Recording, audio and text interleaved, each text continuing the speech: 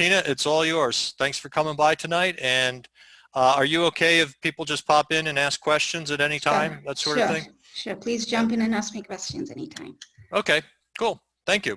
It's all yours. Thank you. Are you able to see my slides?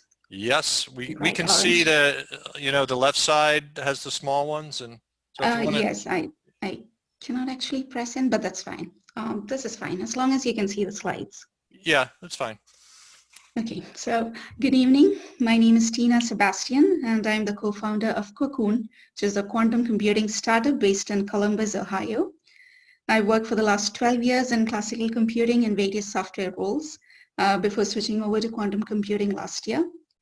So like I was just telling Tyrrell, I fall into that group who takes a very practical approach to quantum computing, in that I'm only interested in the applications of current NISQ devices, at least at the moment. I don't approach it from a research or an academic point of view, so just a fair warning to expect only practical details and implementations from this presentation. And I also want to thank all of you for giving me this opportunity and for inviting me. Now, coming to the presentation itself, we are going to cover a lot of ground today across 3 topics, which could not be more unrelated to each other. So we have sports cards, and if some of you are like me, you probably have no idea what that is or why people even collect sports cards. I was a sports cards ignoramus at the beginning of the year, and through a sequence of events, it finally led me to discover this whole world of sports cards that existed on Twitter of all places, but that's a different story. But at least I'm sure by the end of this presentation, a few of you are going to eBay to buy a couple of trading cards. And then we'll cover quantum computing, which is the unifying factor that brought us all here in our quest to learn together and push the envelopes of cutting edge technology. And finally, we have portfolio management of alternative devices and all kinds of fancy ratios and jargon. So we'll go over some of the important ideas in these 3 areas and then bring it all in for the final solution using quantum algorithms.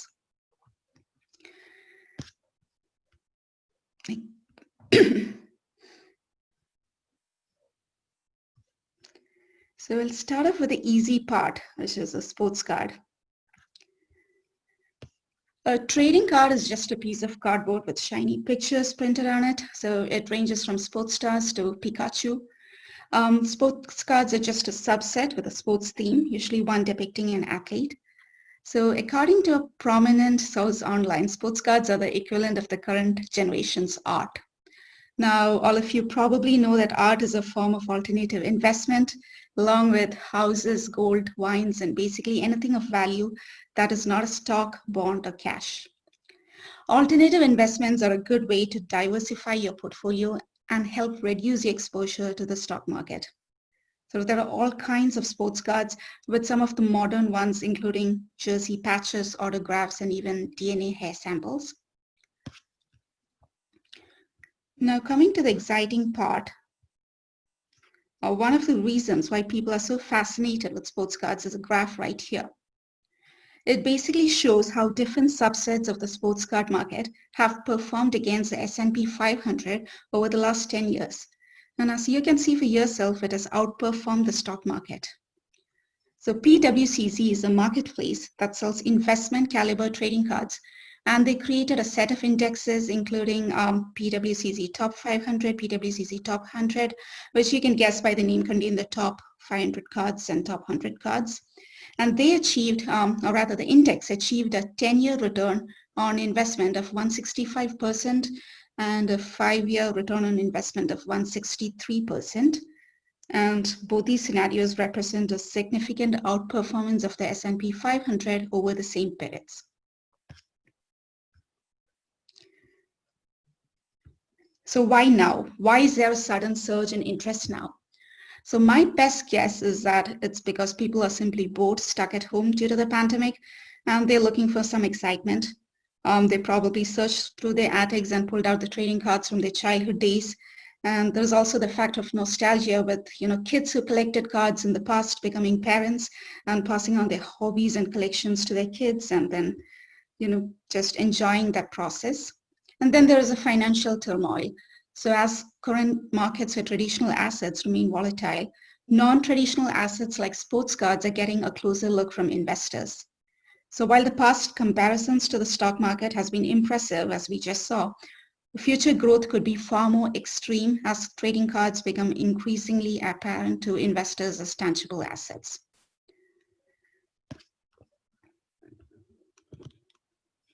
Now, there are different kinds of sports cards out there, and all this information is kind of required for us to analyze it in a quantum algorithm, which is why we are covering it first. So there are all kinds of sports cards out there, and a few are depicted on the slide. The first one is a rookie card. A player's rookie card holds more value than the other cards historically. There is a lot of demand to get the first card printed of the player, which is basically the rookie card.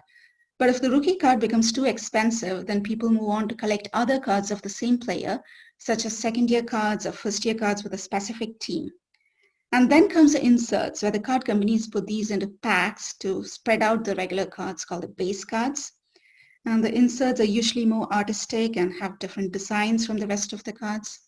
We also have jersey patch cards, which, like I mentioned below, simply have a patch of the player's game day jersey on it, and autograph cards, which have autographs.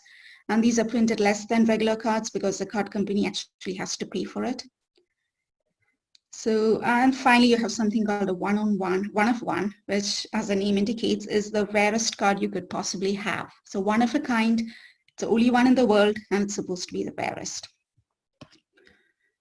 Now, coming to the factors that affect a card's value, we'll start with the undeniable fact that it is very difficult to value. It's more of an art than a science, but of course, we as analysts simply will not leave anything alone, even arty stuff. We have to quantify everything. So what makes this so difficult to evaluate is the emotional connection of the collector to the cards, which is an intangible factor, one that you cannot price, but also one that affects the value of the card in a major way. But besides the sentimental factors, there are a few concrete factors that can be observed and distilled into equations and formulas, and some of these factors are shown on the slide. So the first one, there is modern versus vintage. That's basically just new versus old. The beauty of vintage cards from an investment perspective is that there is no chance of anything changing, because legends are legends and they will remain legends forever. So the prices of the cards will not fluctuate as much day to day. While modern cards of current players could fluctuate based on their performance, their injuries, and a number of other factors. But one argument in favor of modern cards is that new people entering this field may be more familiar with current players and more excited about, say, Luka than they are about someone like Julius Erving. And if you're looking for short-term profits, current players are probably more suitable than vintage cards. So flipping is for people who want to buy a card at a lower price today and flip it in a few days or months or even a year based on the increase in price. But if you're looking for long-term investment and less risk, you should be looking at vintage cards. The next factor is the supply of cards.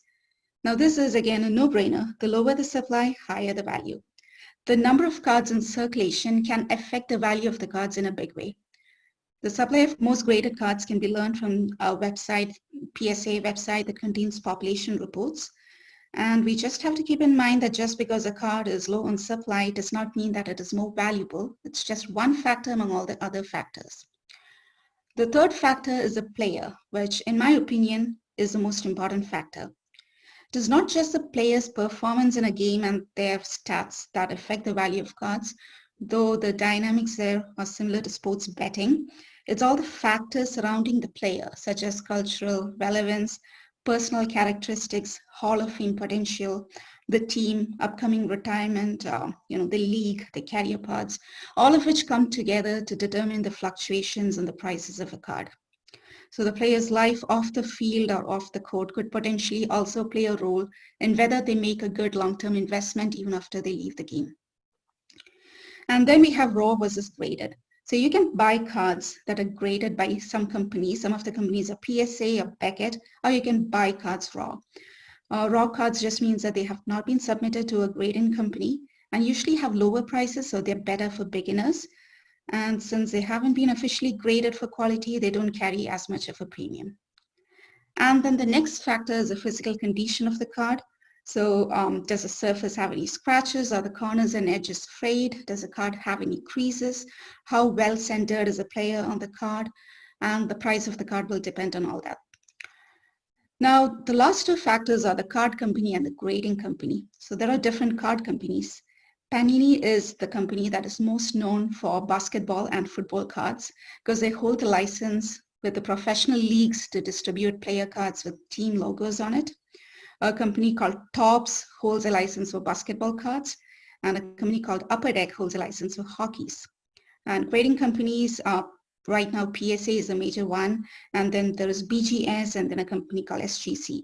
So people can send in their cards to these companies, and they will evaluate the card's condition and give it a grade from 1 to 10 and send it back enclosed in a case.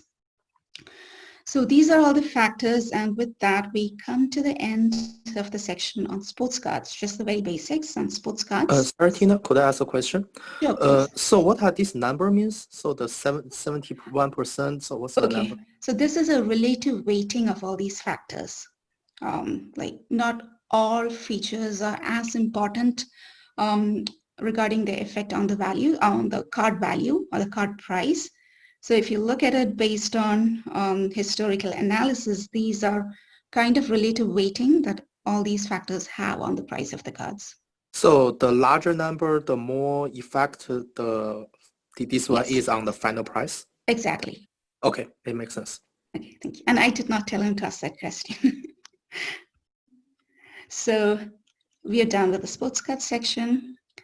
And then going on to quantum computing, which is the main reason we're here. So I'm assuming that we don't really need to go over the basics. I'm sure most of you know more than me about quantum, but just in case I have a few basics because I guess no presentation on quantum computing is legit without talking about qubits. So qubit is a quantum mechanical two-level system. And usually when someone in business asks me to explain what quantum is, I give them the business answer of quantum being the next wave of cutting edge computing that is going to save the world from all its problems. And I usually leave out the details like superposition and entanglement, but I did include it here. I'm again very sure that I do not have to go over it with the crowd that we have here.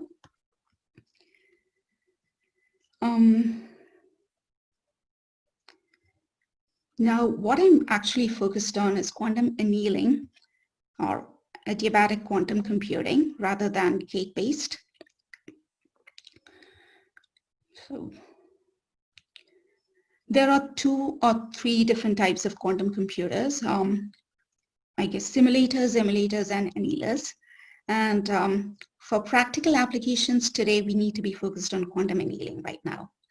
So a quantum annealer is an application-specific computer that is used only to solve classical optimization problems. Quantum annealers do not use digital gates. It's kind of an analog version. Rather, an optimization problem is encoded directly into the qubits and their interactions. The interactions between the qubits are referred to as coupling. So minimizing the total energy of the system is equivalent to optimizing and finding the answer to an encoded problem.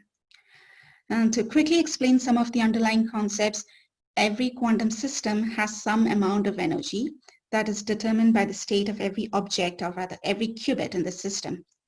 So the state of every individual object in turn will determine the global state of the entire system, and each global state corresponds to the system having a particular total energy. So as you all know, the Hamiltonian is a function that matches each state to an energy value. And to simply explain, the Hamiltonian is a function that tells us that if our qubits are in this state, then our system has so-and-so energy. The state that gives the lowest energy for a system is the ground state. And the idea behind quantum annealers is that if we have a quantum system that is governed by one Hamiltonian, we can transfer the system to another Hamiltonian by simply changing the system's parameters. So quantum annealing starts with a qubit state configuration. Let me go to the next slide. Quantum annealing starts with a qubit state configuration for which the ground state is well known. This is the starting configuration or the starting Hamiltonian. By gradually turning off the starting Hamiltonian while turning on the problem Hamiltonian, one can transition to the configuration that encodes a problem. Now, if this transition is performed slowly enough and the system has no noise, then the computer will remain in its ground state throughout the evolution. So measuring the state of the computer in the final configuration yields the answer to a problem. This is a basic concept of both quantum annealing, and it's basically the same adiabatic quantum computer. Now, quantum annealing borrows its name from thermal annealing. For example, in metallurgy, annealing is a process by which a metal is heated such that its physical shape and composition can be modified. Then upon cooling, the metal relaxes into this new shape and composition from which it won't change unless it's heated again. So loosely speaking, the thermal fluctuations present during the heating process enable the metal to reconfigure into an alternate advantageous configuration. The challenge here is that for problems of interesting size and complexity, it is almost certain that no matter how slowly the coupling parameters are changed, the annealer will leave its ground state. So there are two primary reasons for this. First, the minimum gap between the ground state energy and the nearby excited state energy levels get very small as the size of the problem increases. And second, there is always noise in the system due to non-zero temperature. So although operation in a cryogenic environment reduces the noise, it does not eliminate it completely. And as the minimum gap gets smaller and smaller, eventually even cryogenic temperatures begin to look relatively warm. So as a consequence, quantum annealers must find additional mechanisms such as quantum tunneling or excess relaxation to keep the computer in the ground state. On the other hand, too much relaxation will make the computer manifestly classical.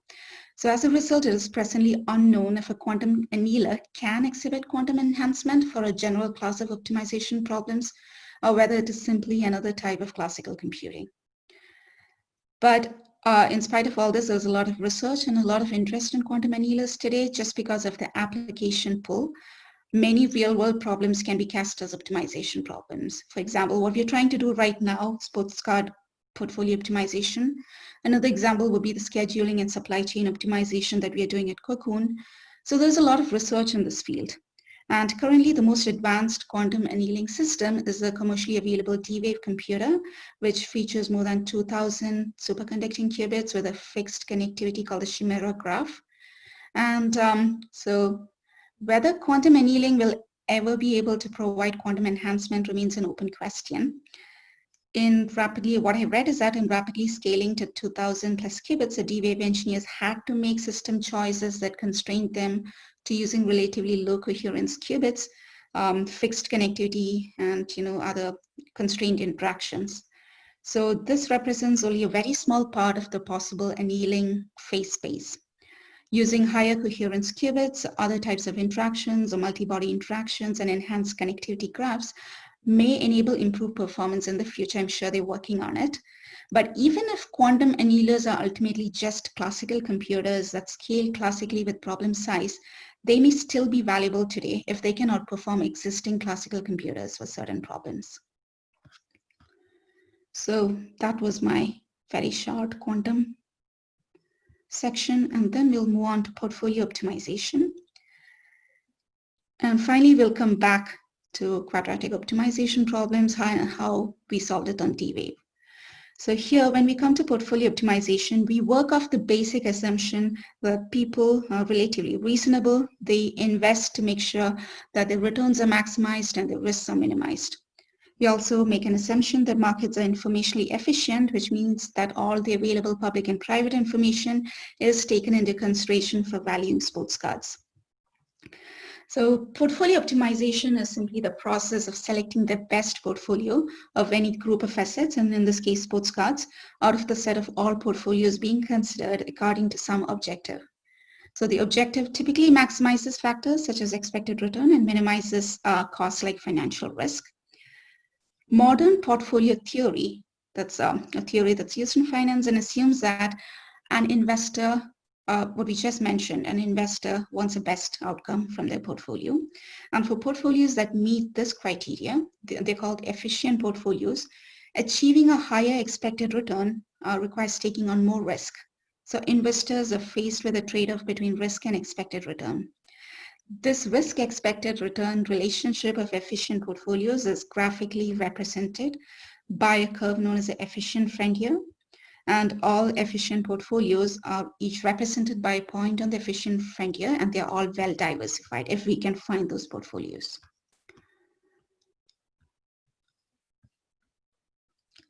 Now, to choose between different sports cards, we need to estimate and evaluate the expected risk-return trade-offs. So for this, we need to measure both the historical and future expected rates of return and risk. Historical results are used to estimate the expected rates of return and risk for an asset class. And we have three standard measures of estimation that we have borrowed from the stock markets to consider: the historical rate of return on an individual sports card over the holding period, the average historical rate of return for an individual sports card over a number of time periods, and the average rate of return for a portfolio of sports cards over the holding period. So the expected rate of return for an investment comes with a great deal of uncertainty. And this is basically the risk. And we borrow, again, standard measures from the stock market to measure this risk. The three measures we use are variance, standard deviation, and coefficient of variation. So variance is simply a measure of the variability. It is equal to the sum of the squares of returns deviation from the mean divided by the total number of returns. It's simply a measure of the overall risk. And along with the standard deviation, it defines the risk axis of the efficient frontier in modern portfolio theory. The variance measures the average degree to which each point differs from the mean. And standard deviation, which is simply the square root of the variance, just looks at how spread out the returns are from the mean. And the third one, the reason why we have a third one here is that if we have unadjusted variance or standard deviation, this can be misleading because conditions for two or more sports cards are not similar. It is necessary to use a measure of relative variability to indicate the risk per unit of expected return. And that's what we use a coefficient of variation for. So it's basically, it's simply the standard deviation of returns divided by the expected rate of return. So relative variability measure. Now that we know how we are measuring the risk in our algorithms, we also need to identify what risks we need to kind of measure. So the uncertainty that an investment will earn its expected rate of return can either fall into a large possible range or a small range. A larger range just makes the sports card riskier. If there's perfect certainty, we get only one possible return, and the probability of receiving that return is 1. So what we do is we consider alternative scenarios in which an investment could provide several different rates of return depending on different possible risks, and which is the reason why we identify the different risks and create different scenarios. So the different risk factors fall into both macroeconomic, macro and micro. And macro includes the world economy, the effects of the pandemic, changes in the national GDP, expected inflation, etc. And the micro are more specific to the card. They include things like player performance, player injury, damage to the card, inaccurate grading, and increase in the supply. And something called shilling, will come to that. So resistance level is the price at which we expect a substantial increase in the supply of a sports card to kind of reverse a rising trend in the price. And shilling is basically just the practice of making up a fake bid, sometimes by the seller itself, to make it seem like the card is more valuable than it actually is.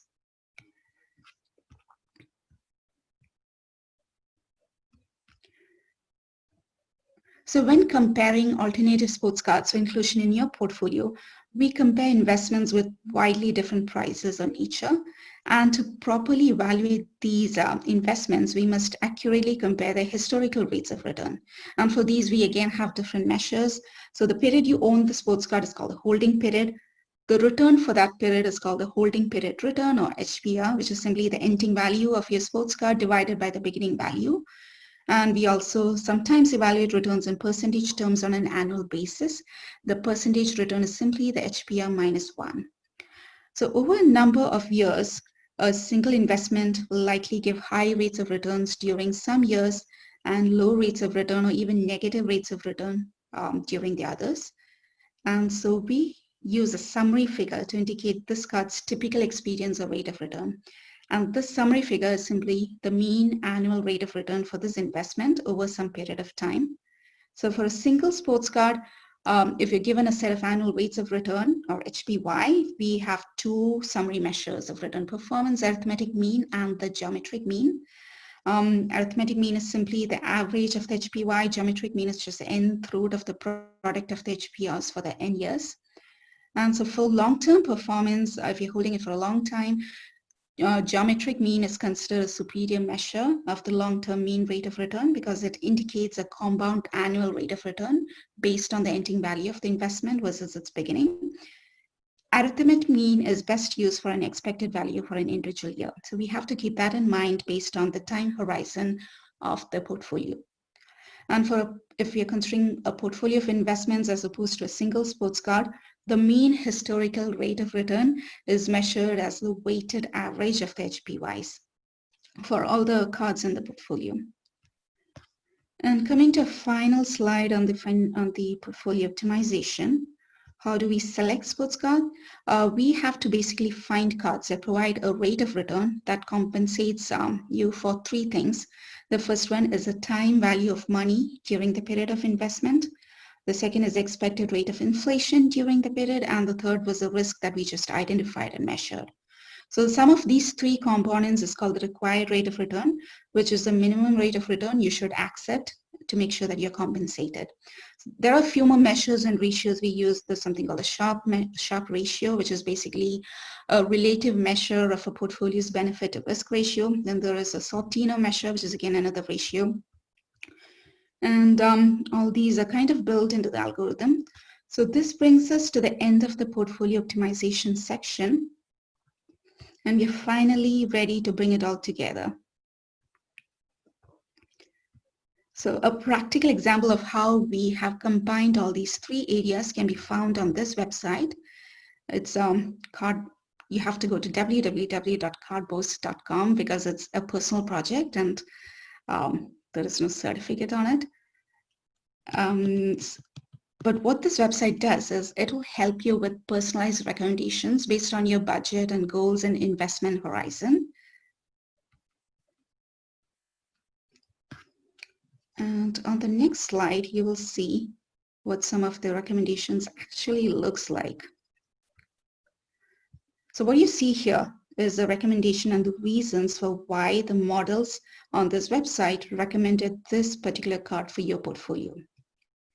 And it also contains the details of how this is implemented. We started with a universe or a superset of 200,000 cards that are currently available on the market. This data is pulled from eBay on a daily basis. We then ran the data through a combination of classical and quantum algorithms in an attempt to identify the set of portfolios that make up the efficient frontier. And from this, we picked one optimal portfolio and presented it based on personal preferences like budget, timeline, goal, etc. for a user. So when we did that, there are some strategies that we considered. These are actually very simple considerations, even though they have kind of fancy names like immunization strategy. It's just a strategy to reduce the risk by matching the expected value duration with its investment horizon. So if basically I am the user and I go and say I need a short-term return on this, we just pick sports cards that are expected to give returns in the short term versus sports cards that are more longer term. And then there's an earnings momentum strategy, which is a strategy in which portfolios are constructed out of sports cards of players with rising profiles or past icons. So a few names that we have identified will fall into those portfolios. And finally, we have quadratic optimization strategy, which is, as you're probably familiar with it, it's just a technique that relies on historical correlations in order to construct a portfolio that seeks to minimize the tracking error with an index like the PWMC 500 or 100.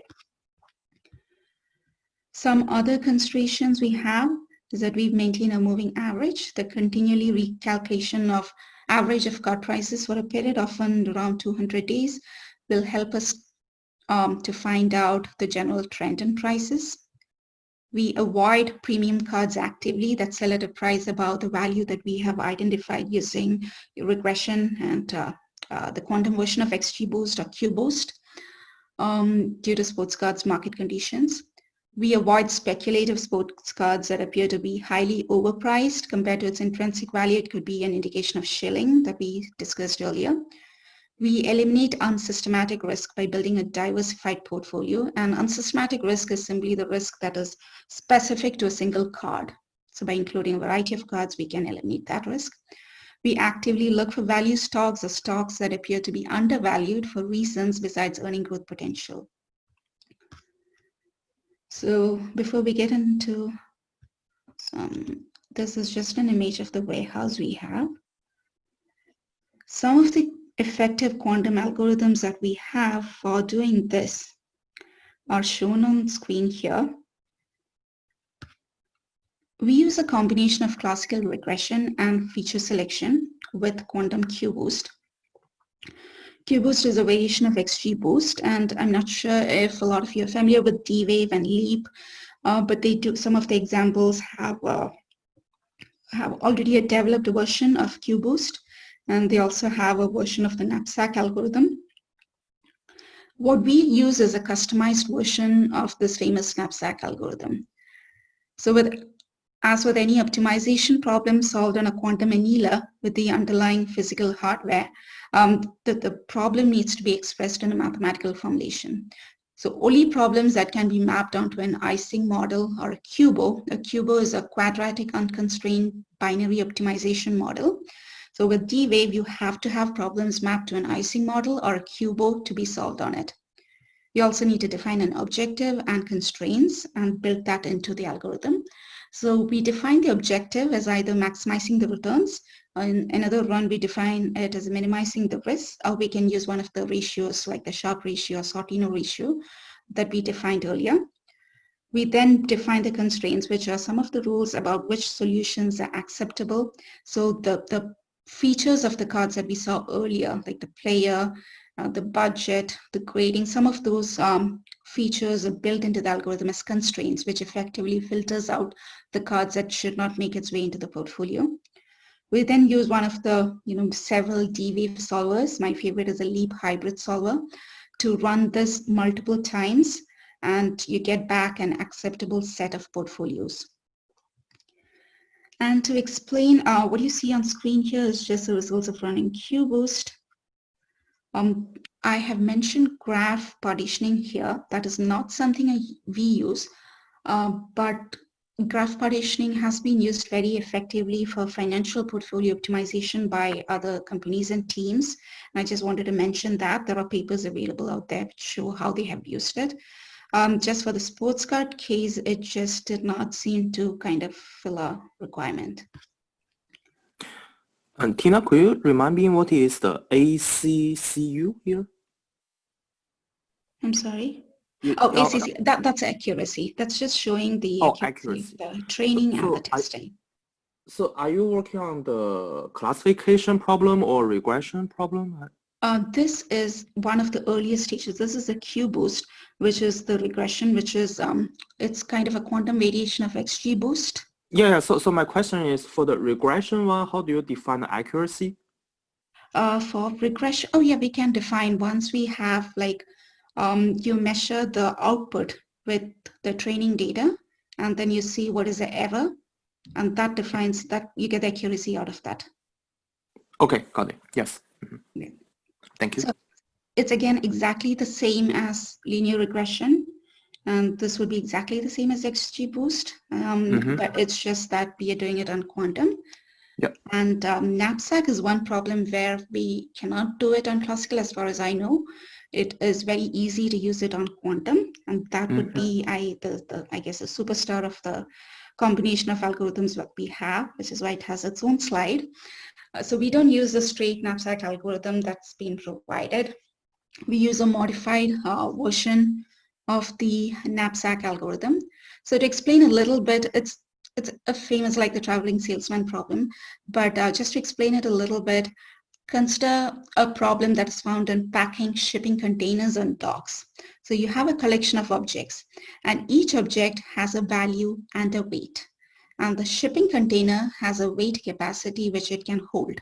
So our goal is to pack the shipping container in order to maximize the sum total of the values of the objects put into the container, and also to fill up the container so that the total weight is less than or equal to the container's capacity.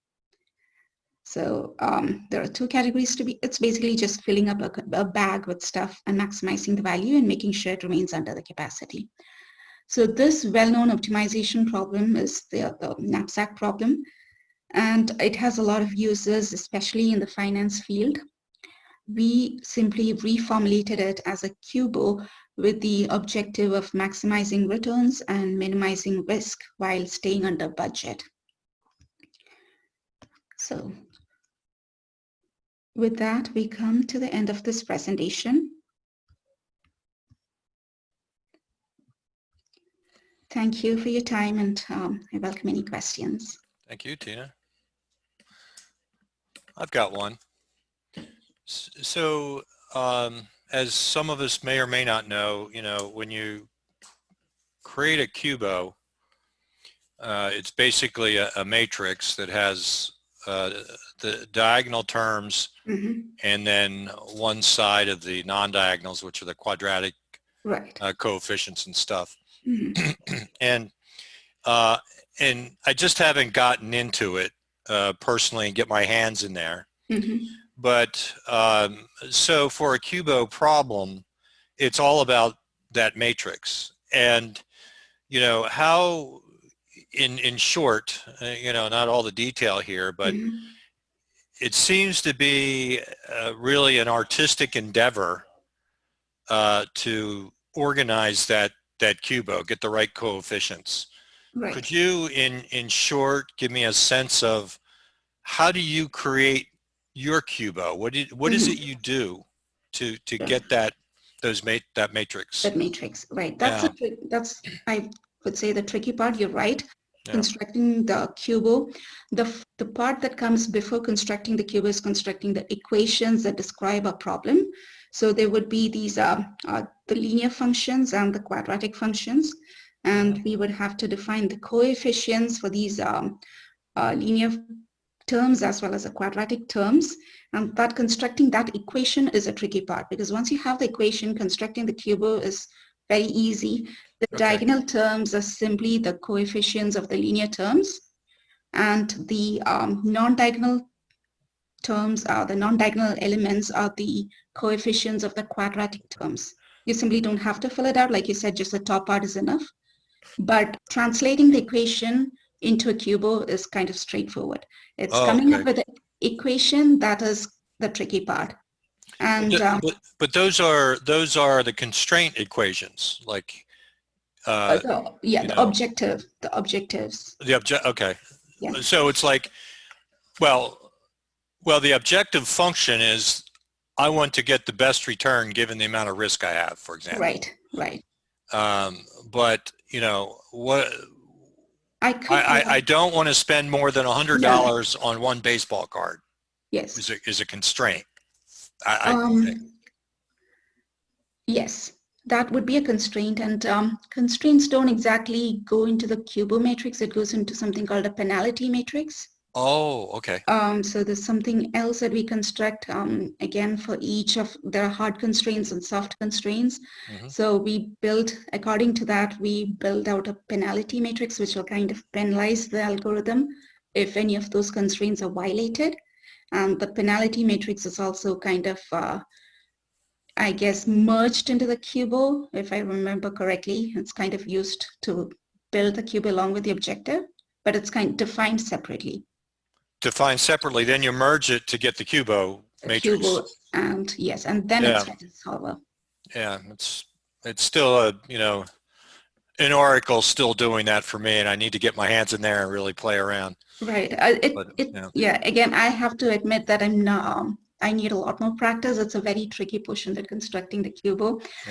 What helps is that D-Wave has given a lot of standard algorithms that they have solved that makes this very easy for us to take and kind of modify for our use. But when you get into like something really widely different that can be done you need to start thinking about how to create it so that it can be embedded onto the qubits and the couplings correctly. Yeah, I mean, if you want to do something special, you need to understand how to Exactly. modify. You can't It's like debugging classical code. It actually Right. requires more You skill need- than writing new code. Exactly. So, thanks. Yeah.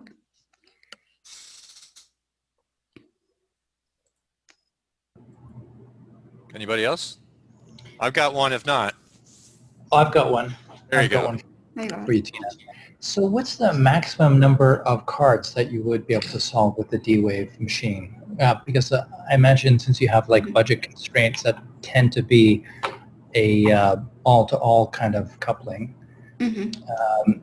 what's the maximum number that you could effectively solve? So how many cards can you have in your selection? Right now we are running 3 at a time, but we are running it multiple times and selecting out of all the possible options we can get, and then kind of, based on the preferences of the user, combining those. So I'm not sure if it's possible to do more than 3 currently, but we are doing 3 at a time. Just 3 cards? So A selection of 3 cards, but we are feeding it a lot more. oh, I see. Yeah, yes. So how many are you actually feeding it? How many can you feed it? If I remember correctly, it was at least 40, but getting from that 200,000 to the 40 had a lot of intermediate steps in it. So that's where the Q-Boost comes in, where we do kind of a regression to identify, similar to XGBoost, to identify which cards we mark as a hit, so which ones will increase in price. So there's a kind of a filtering that happens before, a number of filtering steps that happens before we get to feeding it to the knapsack problem. So it kind of narrows it down. If I remember correctly, it's about 40 at a time. Yeah, I mean, one thing is the D-Wave, for example, may have 2,000 qubits, but they're not all connected, so Exactly. you're really quite constrained. Right. Exactly. But I yeah, know that. it just feels weird, we're in this world of 3 cards, etc. But let's not forget, we're still early days here. We're preparing. Exactly. I assume once you have your process together, then it's, at least in my mind, it's just a function of getting the engineers, no pressure engineers, but to get bigger boxes. You got your procedures and your protocols worked out, and it should just be a matter of running with it. I worked with D-Wave for some time with some of their engineers, and they had a way for us to work around the lack of coupling, where we could kind of, but again, it was tricky, just like creating the equation and the cubo. You had to kind of put a lot of, thought and manipulation of a data, but they had some way of doing it. So I'm sure that they're kind of making it easier in the future. Yeah, it's probably a compiler or whatever the proper term for it is to do that for us. But still, you're not really utilizing the full 2,000 in any way. There's a Chimera and the Pegasus and with the different topologies, and you have to be aware of how it's connected if you want to go to that level to make it more efficient. Hey, Tina, I have another question. So have you played with or thought about trying any of the other sort of classical annealers, like Fujitsu's digital annealer? I think that has 10,000 fully connected bits. I would love to get my hands on Fujitsu quantum annealer. I just have to find out how to do that. I just read in the news, it was 2 days ago, that Toyota was working with Fujitsu. They completed a project to optimize their distribution channels. So that was very interesting and sounds exactly like what somebody did with D-Wave. So getting how they are different and finding that out would be very interesting. And the other interesting one that I've tried is Toshiba's simulated bifurcation machine, which is actually available on Amazon Web Services. And it's basically free. You can use this bifurcation machine on AWS, and all you have to do is pay for the hardware costs. So they're sort of giving it free access for now. Yeah, I was not aware of that. And they have 10,000 fully connected bits as well. Okay. Rod, what service? It's not Bracket they're doing that under. What service? If I went into AWS. EC2, so their compute service. Oh, So you just go and you look up the machine image and Yeah. you do a search for Toshiba and you'll see it. It's a simulated bifurcation machine, and they have the documentation there, and all you pay for is the hardware costs. So I'm on it. Thank you. That's very interesting, yes. Yeah. Bracket has just Rigetti and D-Wave is what I saw. So And IonQ as well. IonQ, yes. Yeah. This is Yeah, hidden. we had a meetup about that last night, and it's only been 30 days, and Right here. we're just trying to discover things and try to sort it out. But personally, it's version 0.1 Exactly, of what it will be. But to their credit, they make it really easy to get started. Exactly. They have these examples and endpoints. Yeah. That's great.